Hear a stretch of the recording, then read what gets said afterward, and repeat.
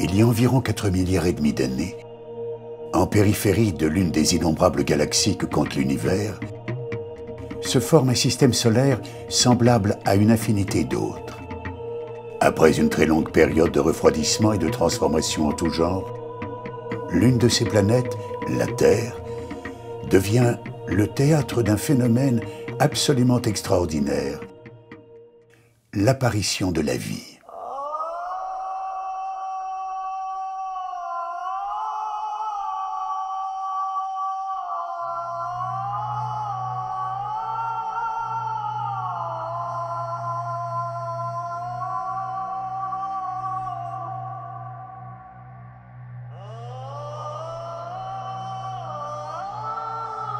Après être apparue dans les océans, la vie s'est propagée sur l'ensemble de notre planète et a donné naissance à des êtres de plus en plus élaborés pour aboutir, il y a environ 8 millions d'années, aux premiers hominidés.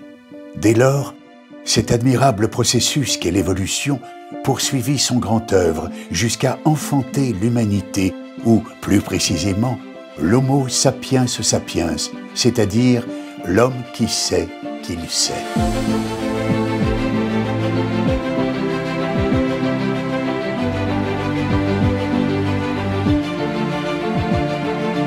Les millénaires et les siècles se sont succédés, et avec eux, les civilisations, les peuples et les nations.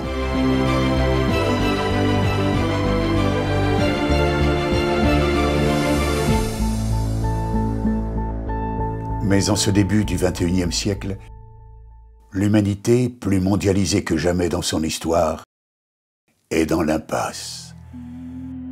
Guerre, famine, épidémie, catastrophes écologiques, crises économiques et sociales. Autant de maux qui affectent le monde et font craindre le pire pour son avenir.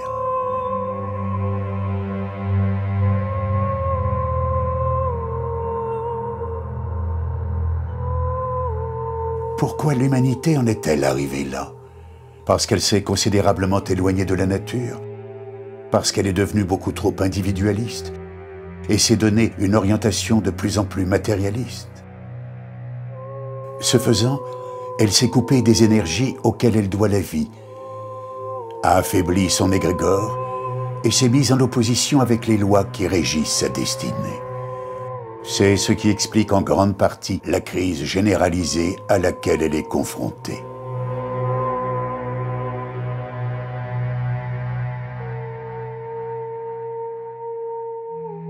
Mais cette période troublée porte en elle l'espoir et la possibilité d'une transformation positive de la société, car l'être humain est capable de se transcender pour exprimer le meilleur de lui-même dans l'intérêt de tous. Cela veut dire également que chacun de nous, et donc vous-même, peut s'épanouir sur tous les plans et être heureux malgré les aléas de la vie. Il suffit pour cela de nous éveiller individuellement et collectivement à de nouvelles valeurs.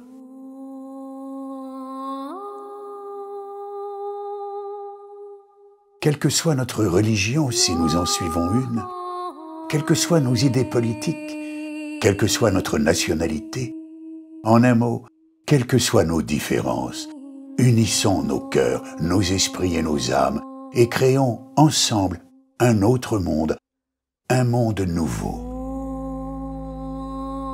Comme les Rosicruciens, faisons de l'humanisme, de l'écologie et de la spiritualité les fondements de nos comportements, afin que l'humanité se régénère sur tous les plans et accède au bonheur.